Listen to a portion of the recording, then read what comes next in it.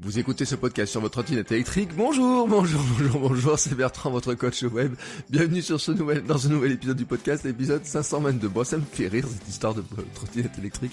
J'essayais de m'imaginer ce matin où vous écoutez ce podcast. Alors certains sont en voiture, certains courent, certains marchent, certains prennent le bus, certains sont toujours chez eux, certains sont encore en confinement. Et je sais, au moins un d'entre vous écoutera ce podcast sur sa trottinette électrique. Et ça me fait rire d'imaginer où est-ce que vous êtes en train d'écouter ce podcast. Et d'ailleurs, tiens, ça peut être un bon truc de me dire, tiens, moi j'écoute ce podcast à tel endroit. Alors faites-moi une petite story par exemple sur Instagram avec le hashtag votre coach web ou je sais pas quoi. Partagez ça, taguez ça sur Instagram ou Twitter ou vous voulez d'ailleurs pour partager un petit peu. Faites-moi une sorte de dédicace comme ça de ce genre de choses en disant tiens moi je t'écoute à tel endroit, je fais ça, etc. Si c'est votre voiture, si c'est votre salon, si c'est au travail peut-être, je sais pas.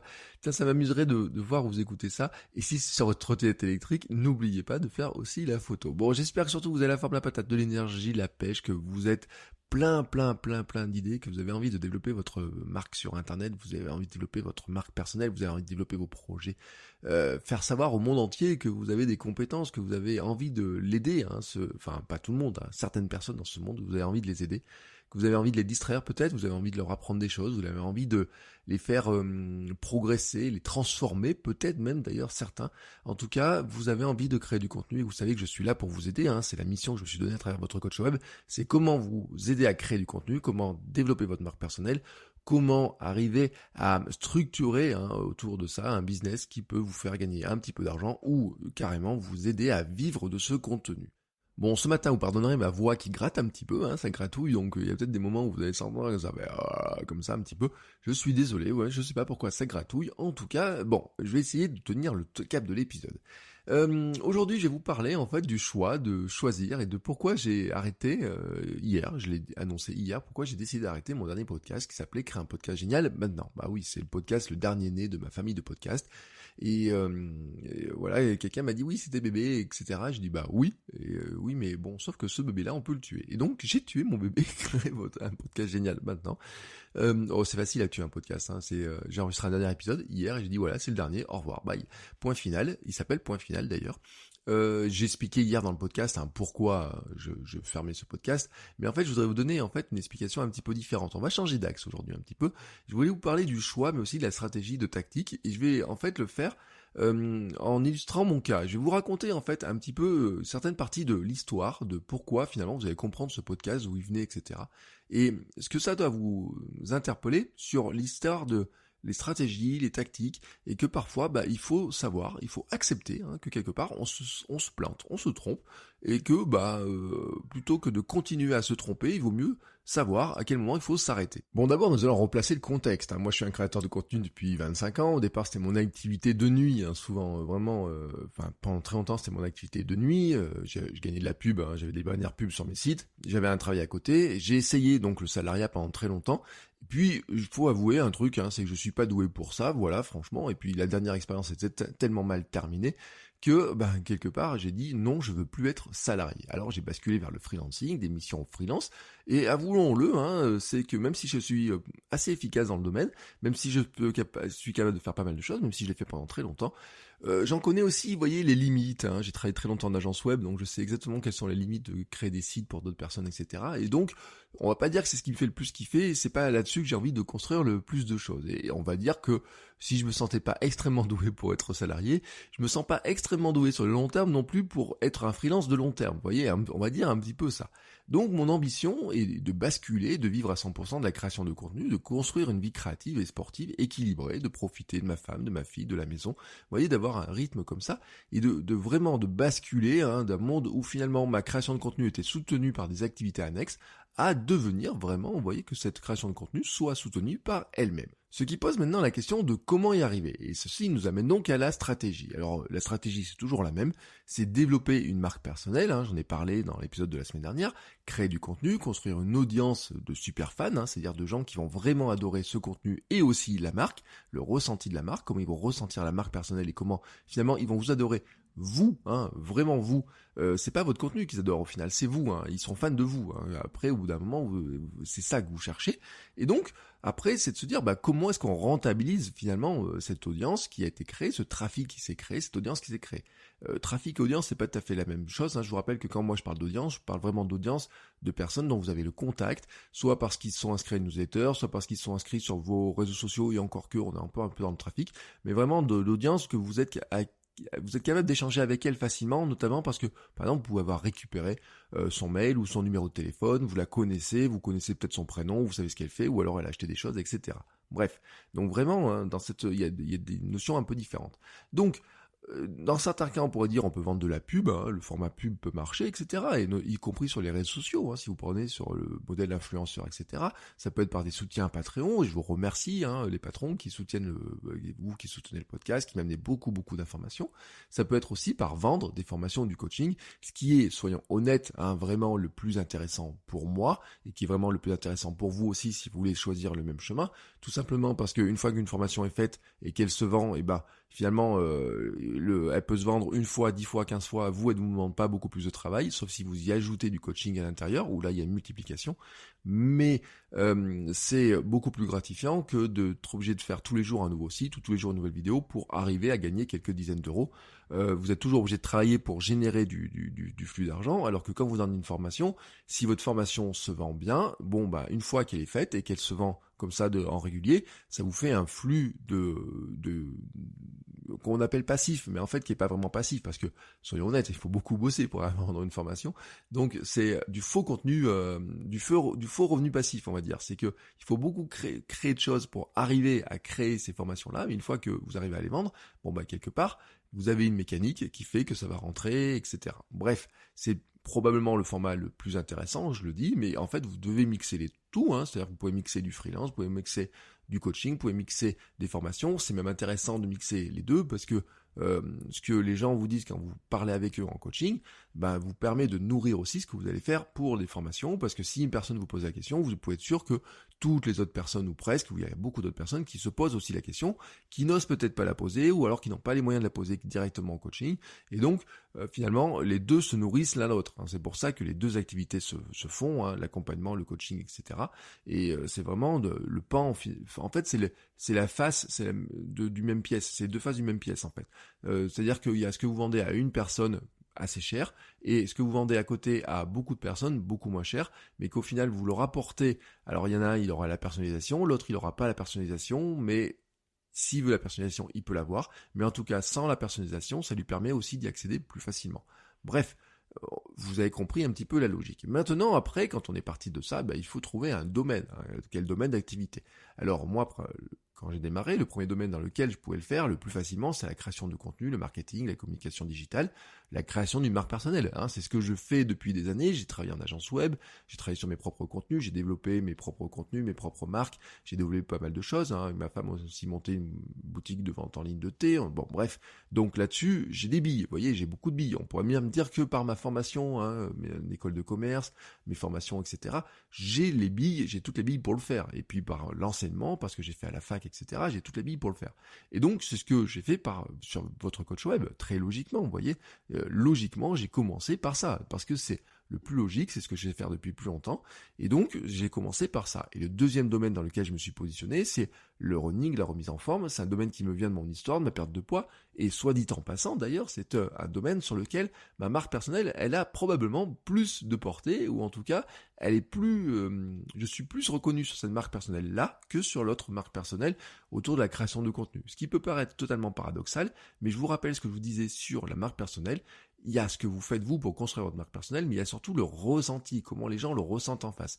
Et en fait, votre marque personnelle, vous devez mettre plein de choses à l'intérieur en vous disant je vais construire ça, ça et ça et ça, mais il y a aussi le ressenti que les gens ont en face. Et l'autre jour, j'ai posé la question très simplement et en disant, tiens, toi qui écoutes les deux podcasts, comment tu sens les deux podcasts? Par exemple, entre votre coach web et Kilomètre 42, et soyons honnêtes, les gens ne ressentent pas exactement la même chose entre les deux podcasts, et il y a des gens qui vont vraiment adorer l'un et l'autre, il y a des gens qui vont en écouter qu'un, voilà, qui sont pas du tout intéressés par l'autre, mais qui vont aussi ressentir que dans l'histoire, c'est pas tout à fait la même chose, que c'est peut-être pas tout à fait le même Bertrand Soulier qui parle, même si c'est le même Bertrand Soulier, en fait, il y a peut-être pas la même passion, il y a peut-être pas le même entrain, il y a peut-être pas la même manière de le faire, et donc, c'est un ressenti qui est important parce que dans la marque personnelle, en fait, on parle vraiment beaucoup de ressenti. Je vous rappelle l'image que j'avais donnée la semaine dernière, ce que dit Jeff Bezos, en fait, la marque personnelle, et la marque tout court, c'est finalement quand vous n'êtes plus là, comment on parle de vous, vous voyez, cet esprit-là.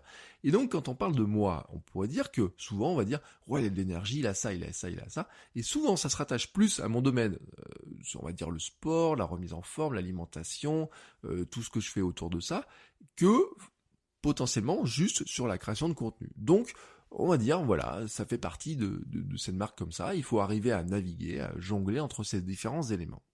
Dans les deux cas, quand même, je vais vous rappeler que j'ai grosso modo la même mission, que ce soit sur la création de contenu ou, on va dire, sur le running, le sport, la remise en forme. Dans les deux cas, j'ai grosso modo la même mission. C'est vous aider à vous transformer, passer de l'enfer au paradis, j'ai envie de dire. Alors, ça peut vous paraître un peu excessif, mais en tout cas, c'est comme ça que je le vois moi. Donc, c'est passer de la personne qui rêve de créer du contenu, qui est noyée dans les difficultés, qui se sent pas bien dans sa vie de salarié, qui en a marre de faire ça, ou alors qui a une petite boîte et qui arrive pas à la faire connaître, etc. Qui rêve d'arriver à trouver un moyen de se faire connaître, d'arriver à créer du contenu, mais qui se trouve complètement noyé dans la tempête d'internet. Vous voyez, vous êtes sur une espèce de coquille de noix au milieu de la mer, comme ça bouge dans tous les sens, ça tend, ou la moindre vague est en train de vous basculer, et puis vous espérez arriver à passer à une audience, à créer de l'audience, à créer une marque personnelle, promouvoir votre marque, votre entreprise, devenir un créateur peut-être à plein temps, ou en tout cas arriver peut-être, si vous êtes par exemple un freelance, ça peut être aussi si vous êtes un petit entrepreneur, un petit commerçant, ou si vous voulez vous lancer en tant qu'entrepreneur, arriver à utiliser la puissance du contenu, la puissance de la création de contenu pour faire connaître votre entreprise, faire connaître votre projet, mais ça peut être aussi pour financer par exemple un projet, je sais pas, vous avez envie de faire le tour du monde, vous cherchez des sponsors, des choses comme ça rentre aussi dans ce cadre-là, la création de la marque personnelle. Donc ça, c'est le côté création de contenu. Et puis le côté sport, il est assez facile. C'est comment je vous aide à passer du hamster joufflu, mal dans sa peau, à sportif épanoui. Bon, le hamster joufflu, je vous rappelle que moi, en tant que hamster joufflu à une époque, j'ai lancé l'autre jour le Hamster Running Club. Ça fait beaucoup marrer les gens dans Kilomètre 42, mais c'est un petit peu l'image. C'est que j'étais un hamster qui courait dans sa roue comme ça, métro, boulot, dodo, et pas de sport, etc., qui faisait 30 kilos de plus que maintenant, et qui en fait un jour s'est échappé de la roue, il continue à courir, mais au lieu de courir dans une roue comme ça sur place, il essaye de courir surtout vers ses nouveaux rêves, ses nouveaux projets, sa nouvelle vie, et il le fait aussi sur des chemins en étant plus léger, plus svelte, plus heureux, plus souriant, plus j'ai envie de dire plus créatif aussi, parce que finalement ça revient là-dedans. Vous voyez, c'est pour ça que les deux côtés de ma mission sont très difficiles à dissocier, parce que moi je les vis exactement comme ça, et c'est comme ça que ma marque personnelle, en fait, j'essaye de la construire. Bon, maintenant qu'on a dit tout ça, on va rentrer dans un domaine qui sont les tactiques. Et bah oui, parce que les tactiques, c'est un élément qui est important. En fait, vous avez la stratégie, ce que je vous ai donné grosso modo jusqu'à maintenant, et puis vous avez les tactiques. Et les tactiques, ce sont des actions, c'est ce qui vous permet de porter cette stratégie, c'est ce qui vous permet de mettre en œuvre cette stratégie. Donc les tactiques d'un créateur de contenu, en fait, elles ressemblent à celles d'un pionnier ou de l'agriculteur, on va dire. Vous voyez, c'est un petit peu ça. Chercher une image ce matin, je me suis dit, tiens, le pionnier qui va chercher un nouveau territoire. Par exemple, en ce moment, je suis sur Animal Crossing, vous voyez, je joue à Animal Crossing. Mon personnage, il est sur une île, comme ça, et il doit exploiter son île. Et donc, au départ, on va dire, il doit chercher un petit terrain dans lequel s'installer, etc. Et donc, qu'est-ce qu'il va faire, notre pionnier, notre personnage d'Animal Crossing, ou je sais pas qui, bon, il va chercher un bon terrain, il va planter sa tente au bon endroit, il va essayer, à un endroit qui lui semble intéressant.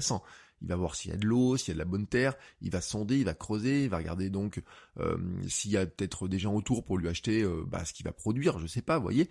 Et s'il tombe, alors soit il va tomber sur un terrain qui convient, il va considérer que la terre est bonne, il va donc s'installer, commencer à planter sa petite tente, et puis petit à petit vendre des choses, construire sa maison, faire agrandir sa maison, etc. Enfin, vous voyez, vous avez vraiment cette notion-là. Ça marche aussi bien pour le pionnier des États-Unis, on a l'image de la ruée vers l'or, mais on a aussi la ruée vers les grands terrains, les grands agriculteurs, que Animal Crossing. Je vous rappelle que Animal Crossing, si vous avez joué, vous commencez par planter une tente, et petit à petit, vous allez trouver des objets, les vendre, etc., arriver à construire votre maison, rembourser vos emprunts, etc. Bref.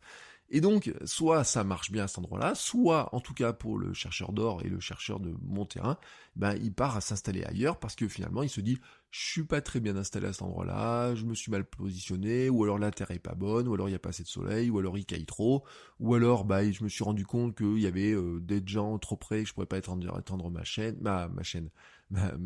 ferme, etc. Vous voyez un petit peu le truc. Mais donc il fait ça, mais comment il le sait tout ça? En plantant des graines, en fait, tout simplement. C'est-à-dire que il s'en contente pas de regarder si la terre elle lui semble bonne. Pour savoir si la terre est bonne, il doit planter des graines. Donc il plante des graines. Et en fait, plus il a de graines et plus il a de chance d'avoir des salades. On va dire qu'il plante des salades. Donc certaines graines parfois seront mangées par les oiseaux, d'autres seront pourries, certaines salades vont mal pousser, mal prendre le soleil, trop prendre le soleil. Il va se rendre compte qu'à un endroit de sa terre, les salades elles poussent peut-être un petit peu mieux, ou alors il va se dire finalement ma terre elle est totalement pourrie, je la pensais bien, mais finalement j'arrive pas à utiliser cette terre-là pour faire pousser mes salades, ou alors peut-être qu'il faut que je change de variété, c'est peut-être pas les bonnes salades, peut-être qu'il faut pas que je fasse pousser des salades, peut-être qu'il faut que je fasse pousser des poireaux, des pommes de terre, ou je ne sais pas quoi, bref, voir s'il n'y a pas un rendement meilleur en changeant finalement de type d'agriculture, en changeant de produit qui va essayer de faire pousser. Et donc en tant que créateur, finalement vous êtes un petit peu là comme cet agriculteur, c'est-à-dire que vous allez estimer qu'il y a un terrain qui vous semble intéressant, qui vous semble fertile, vous avez vous dire je vais m'installer dessus, par exemple vous vous dites tiens il y a YouTube là-bas, ça va être il y a un grand terrain qui s'appelle YouTube. Alors bien sûr vous pouvez pas vous installer sur YouTube en tant que tel, vous allez choisir un bout de terrain de YouTube, vraiment. Vous allez chercher ce qu'on appelle une niche, c'est-à-dire que c'est un bout de terrain sur lequel vous allez vous installer, vous allez dire tiens là je vais construire un petit espace à moi, même si vous êtes sur un espace qui appartient à quelqu'un d'autre, mais là vous allez vous dire je vais créer un petit espace à moi, je vais le louer un petit peu, on va dire que c'est une sorte de location, vous feriez une espèce de location de longue durée. Donc vous allez créer comme ça ce petit espace, vous allez planter dessus des vidéos, vous allez planter dessus des épisodes de vos séries, vidéos, etc. Vous allez faire, et vous allez regarder comment ça pousse. Alors certains vont mettre un peu d'engrais pour avoir un petit peu de pub, mais il faut planter suffisamment de graines pour voir si ça pousse, il faut les laisser pousser, il faut que ça prenne un petit peu le soleil, etc. Et puis pour le podcast c'est exactement pareil, c'est-à-dire que vous avez un petit territoire comme ça, vous dites tiens je vais me créer un petit territoire de podcast, ça me semble intéressant, ça me semble fertile, etc. Maintenant je vais planter mes salades dessus, on va regarder si mes salades poussent, et puis si ça pousse bien, peut-être ce territoire sera pour moi un endroit sur lequel je vais m'épanouir et je vais arriver à construire ma marque et mon petit business. Alors maintenant qu'on a planté un petit peu tout ça, c'est le cas de le dire, passons maintenant à la tactique qui concernait finalement le podcast, créer un podcast génial maintenant. Moi mon idée c'était de créer des formations sur le podcast. Je voulais en fait aider les gens qui veulent créer un podcast à découvrir la même chose que j'ai découvert moi, c'est-à-dire que on peut faire des trucs géniaux avec le podcast, que le podcast est un format qui est vraiment génial, qui est vraiment très adapté à la consommation moderne et notamment à la consommation qui voudrait de dire que je suis en déplacement, que je cours, que je fais du sport, mais aussi que je peux être à la maison et vouloir me détacher de l'écran, mais toujours en continuant d'apprendre. Et ça, c'est une notion qui est importante. Et donc, l'idée, c'était de dire comment j'aide des gens qui voudraient partager ça, faire donc du podcast, qui voudraient arriver à faire ça, à créer du podcast. Et donc, je m'étais dit, je vais créer des formations, faire du coaching dans le podcasting, ce que je fais d'ailleurs, c'est-à-dire que si vous avez besoin d'aide sur lancer votre podcast, vous pouvez m'envoyer un petit message, on peut en discuter, etc. Et j'ai accompagné des créateurs de podcasts à créer leur podcast. Alors, pour l'instant, je ne l'ai pas fait en formation, mais je l'ai fait plutôt en accompagnement, je l'ai fait plutôt en coaching, etc. Mais l'idée, c'est aussi de le faire en formation. Et donc, mon idée de départ, c'est de créer un podcast pour attirer un public de personnes qui voulaient créer ou développer un podcast. Donc, qualifier ensuite l'audience, puis leur proposer mes services et formations. Bref, c'est comme ça que Créer un podcast génial est né. Le maintenant, c'était rigolo, c'était une petite notion, vous voyez, de dynamisme que je voulais faire comme ça. Donc j'ai créé un podcast qui s'appelle Créer un podcast génial maintenant. Voilà, en disant je vais vous expliquer un petit peu comment on peut créer un podcast, comment on peut développer son podcast. C'est vraiment l'axe d'accroche. Et donc à ce moment-là, j'ai planté mes graines. Vous voyez, j'ai créé mon territoire, j'ai mis ma petite couverture, hop, j'ai planté ça. J'ai dit bientôt, il y aura, j'ai annoncé la couleur, vous voyez, panneau vendu là, vous savez, vous allez sur les territoires, tac. Ou panneau c'est à moi, voilà, j'ai fait, on va dire que le trailer c'est le vendu ou c'est à moi. Et donc là j'ai dit j'arrive, et puis début janvier j'ai commencé à planter mes petites salades, donc j'ai commencé à faire un épisode, 2 épisodes, 3 épisodes, et puis on est arrivé finalement autour de 23 ou 24e épisode, hier c'était, je sais plus comment c'était. Bref, c'était le dernier, donc c'est pas très important. Mais l'idée de tout ça, c'est de dire, je vais planter mes graines et voir comment ça pousse. Alors, j'ai planté des graines différentes, des espèces différentes, des petites variétés différentes, avec des graines de technique, des graines avec des invités, des graines avec l'état d'esprit, des graines avec de la motivation. Et puis, pour voir un petit peu, je me suis donné un petit peu de temps pour voir comment ça allait pousser. Et 6 mois après, parce qu'on est à 6 mois après le début de cette aventure-là, le constat, c'est que j'arrive pas à faire ce que je veux avec ce podcast. Voilà, ça ne prend pas comme je veux, j'arrive pas vraiment à faire ce que je veux, je me sens restreint dans les sujets. Par moments, j'ai envie d'en parler plutôt en vidéo, parce que je me dis, bah tiens, pour parler de ça, il faudrait mieux que je fasse en vidéo. C'est pas facile d'expliquer un truc, même si c'est de l'audio, c'est pas facile de parler d'un truc audio, des fois en audio, parce qu'il faudrait le faire comme ça. Et puis si je vais sur ce terrain-là, ça serait plutôt des choses que je dois faire en formation. Bon, ça devenait un petit peu compliqué dans ma tête. Et en plus, hein, c'était vraiment, il y a un truc, c'est que ça venait un petit peu aussi faire doublon avec votre coach web. Donc, il y a des moments, vous voyez, j'étais pas super sur le positionnement, j'arrivais pas à trouver le positionnement, ça j'avais expliqué hier, donc ça me plaisait pas vraiment. Et puis, il faut être honnête aussi, c'est que le podcast, c'est un format où il est difficile de faire pousser les salades, hein, voilà. C'est pas si facile que ça faire pousser les salades, en tout cas le type de salade que moi je voulais faire pousser. C'est-à-dire qu'il y a des questions de découvrabilité, de consommation à long terme, et c'est vrai que le podcast par exemple d'actualité est très bien, le podcast d'interview est très bien, le podcast, il y a plein de podcasts, vous voyez, même votre coach web, il y a des centaines d'écoutes tous les jours, hein, donc c'est pas le problème de ça. Ce que je veux dire, c'est que si par exemple vous voulez chercher une information dans tous les épisodes, dans tout ce que j'ai pu raconter dans votre coach web, donc dans les 522 épisodes qu'il y a eu au total maintenant, aujourd'hui en comptant celui-ci, si vous voulez chercher toute la somme d'informations que j'ai posées là-dedans, que j'ai mis là-dedans, etc., c'est super compliqué en fait. C'est-à-dire que les plateformes de podcast, vous recherchez un épisode en particulier dans Apple Podcast, c'est compliqué. Dans Spotify, vous pouvez commencer à le faire, mais ça va vous remonter de la musique, ça va vous remonter plein de choses, etc. Alors, on n'a pas vraiment un moteur de recherche qui permet de tomber sur l'épisode de podcast pile poil où on veut. Même si Google est en train d'essayer de le construire, ils sont pas aussi avancés que ce qui s'est passé sur YouTube, ils sont pas si avancés que ce qui s'est passé sur les blogs. Parce que ça, c'est une différence qui est intéressante, c'est que sur YouTube, quand vous plantez une salade vidéo, bon, bah votre salade vidéo, sur l'instant, elle peut ne pas avoir de succès, mais au fil du temps, elle peut avoir beaucoup de succès et avoir toujours du succès.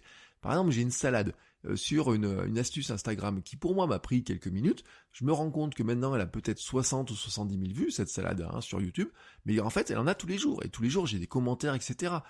C'est beaucoup plus compliqué de faire la même chose sur le podcast, ou alors vous pouvez le faire en passant par le côté blog, j'ai envie de dire, parce que une salade billet de blog peut avoir du trafic pendant très longtemps et très bien se positionner. C'est vrai, hein, moi je vois par exemple sur mon blog perso, j'ai une salade que j'ai plantée, alors c'est pas une salade, c'est un gâteau au chocolat, mais bon, bref, c'est des gâteaux. J'ai planté des gâteaux, vous voyez, gâteau yaourt comme ça, et il s'est retrouvé à avoir des centaines de vues il y a pas très longtemps. Pendant le confinement, tout le monde cherchait à faire des gâteaux, ils sont tombés sur cette recette de gâteau yaourt, vous voyez, et ça fait des centaines de vues tous les jours, hein, alors que c'est une vieille salade. Et est-ce qu'on peut faire la même chose dans le podcast? Pour l'instant, soyons honnêtes, moi j'ai vraiment un doute là-dessus. Donc, je suis parti du principe que je m'étais trompé de tactique, que la tactique pour ce que je voulais faire n'était pas bonne.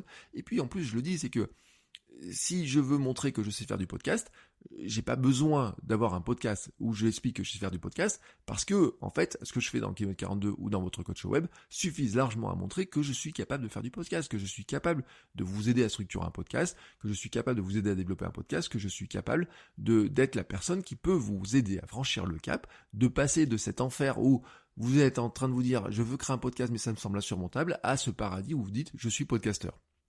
Voilà, on est vraiment dans ce schéma comme ça, vous voyez. Et donc, si vous rajoutez le côté un petit peu doublon avec votre coach web, je me suis dit à un moment donné, il est temps de décider. Pour être tout à fait honnête, l'ancien moi se serait donné quand même 20 ou 30 épisodes de plus. Vous voyez, l'ancien moi aurait dit, allez, on va lui donner une petite année, je dois continuer à voir un petit peu plus longtemps comment ça marche, etc. Et mon ancien moi, par exemple, sur Cyberbounia, avait duré comme ça 17 ans, vous voyez, pendant 17 ans, à faire mes contenus, etc. Alors il y a des moments c'était très rentable, il y a des moments ça m'a ouvert beaucoup de portes, puis il y a des moments où ça devenait beaucoup plus compliqué, mais je me suis dit, oh, attends, ça fait des années que tu as fait ça, il faut que tu continues, tu peux pas t'arrêter comme ça, etc. Tous tes efforts sont... tu peux pas anéantir tous tes efforts. Et puis, ça, c'était mon ancien moi. Mon ancien moi, en fait, il a plein de casseroles au cul. Vous savez, les casseroles, j'essaye de m'en débarrasser. Et il y a une casserole, hier, j'étais en train d'essayer d'écrire mon histoire, c'est que mon ancien moi, c'est un piètre vendeur. C'est un vendeur catastrophique. Et en fait, il sait pas vendre. Et donc, mon enfer à moi, c'est que je sais pas vendre. Et par exemple, sur Cyberbounia, j'arrivais pas à vendre mes pubs, j'arrivais pas à le vendre de cette manière, etc.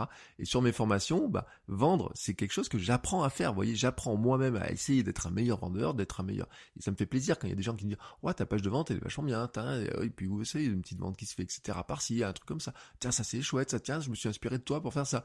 vous voyez, ça, à bout d'un moment, je construis devant vous. Mais à un moment, vous voyez, le nouveau moi a intégré un nouveau mot, vraiment, vous voyez. Et cette année, dans mes mots, vous savez, j'avais vendre, croire et réinventer. Vous voyez, vendre, ce mot vendre, croire et réinventer. Je pensais jamais que le mot réinventer serait aussi fort cette année. Tout le monde l'a sorti, même Emmanuel Macron a sorti un discours où il m'a piqué mon mot réinventer. Bref, bon, c'est comme ça.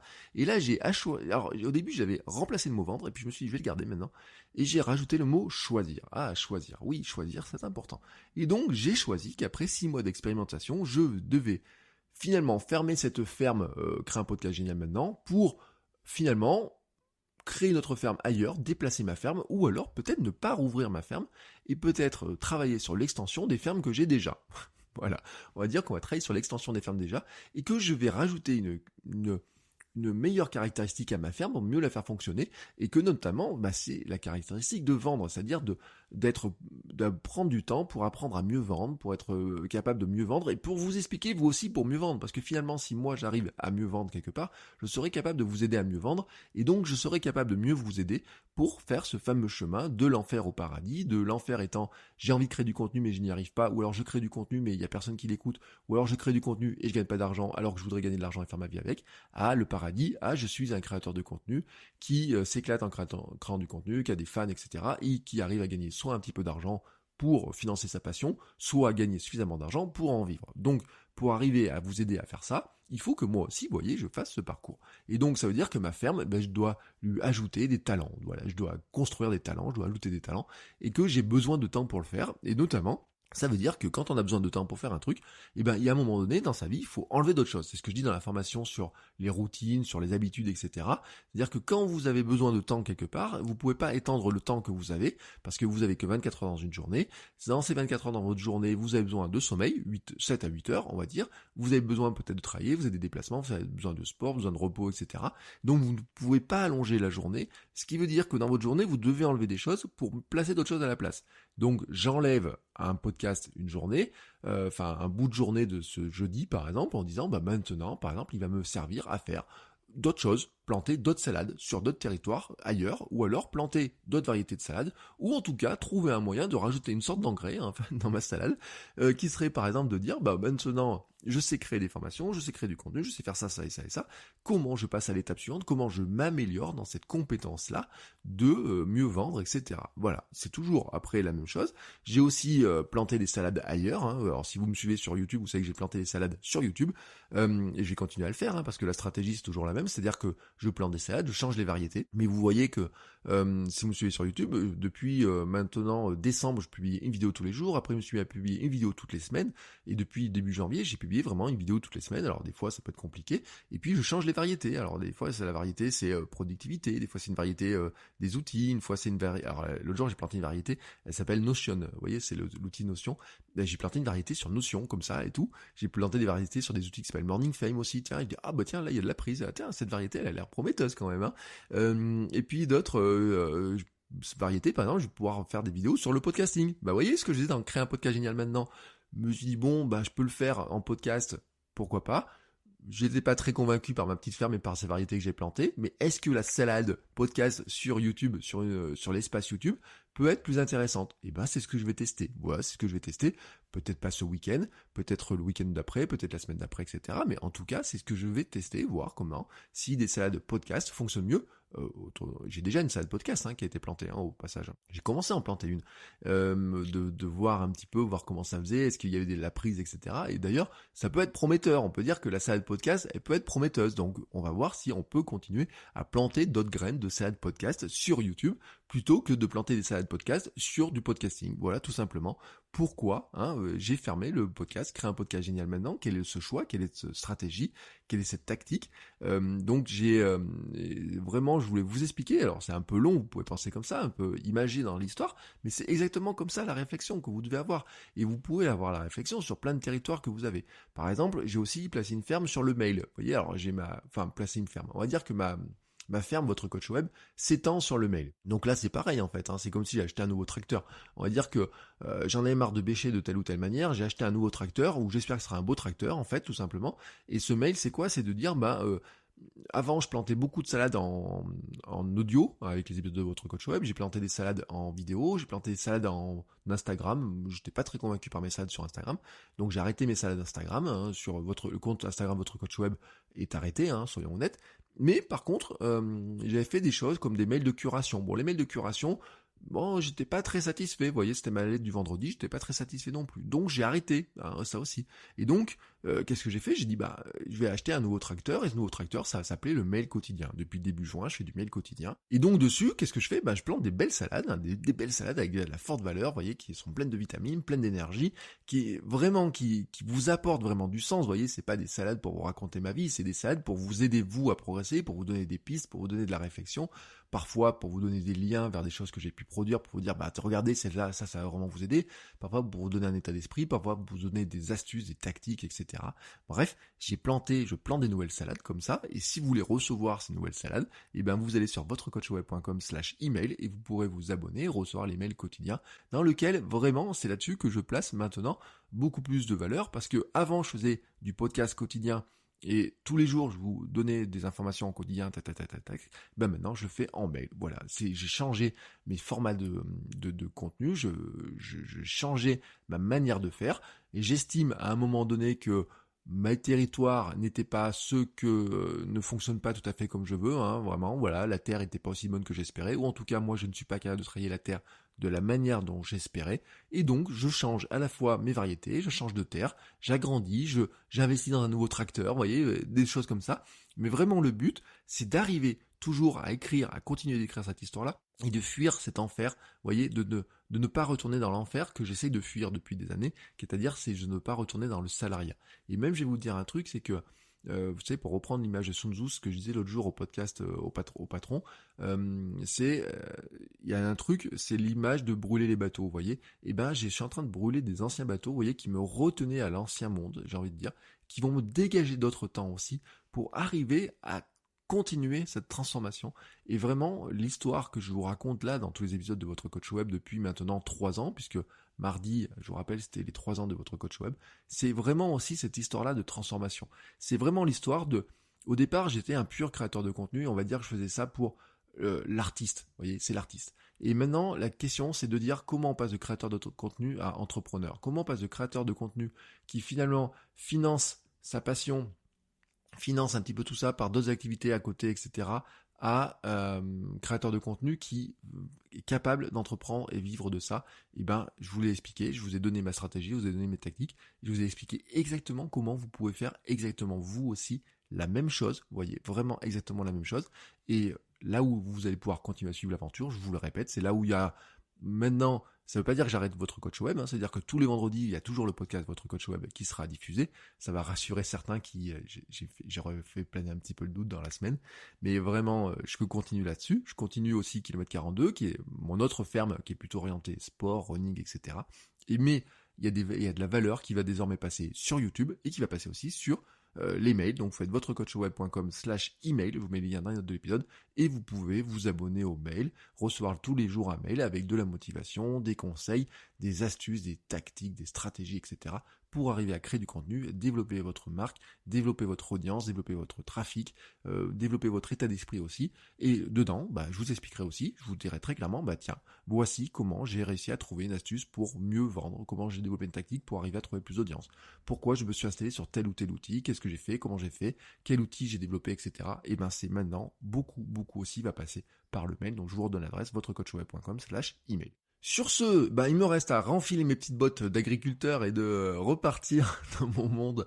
Je vais aller replanter mes salades, hein. J'ai pris ma bêche, je prends les clés du tracteur et je vais replanter mes petites salades. Je vous souhaite de faire la même chose vous aussi, de vous trouver un petit territoire comme ça, de regarder votre territoire, de regarder si la terre vous semble fertile, si elle semble bonne, de regarder quelles sont les salades que vous pouvez planter, de faire pousser vos salades, hein, de vraiment de donner du temps à vos salades de pousser, de leur donner peut-être un petit peu d'engrais si vous pouvez, de changer les variétés, de regarder un petit peu comment ça fonctionne, comment ça pousse, hein, tout simplement, et puis de vous dire au bout d'un moment, voilà, je vais regarder ce qui se passe, je vais faire le choix. Alors on pourra parler de comment on fait le choix plus tard aussi, hein, parce que vous savez qu'il y a des notions de statistiques, de ROI, retour sur investissement, mais déjà commencez par trouver votre terrain, plantez vos salades, regardez comment vos salades, vous pouvez varier les variétés, comment vous pouvez développer, muscler un petit peu vos salades, comment vous pouvez progresser, et vous savez que je suis là pour vous aider à le faire, et ça soit par le podcast, par les vidéos ou par le mail tous les jours.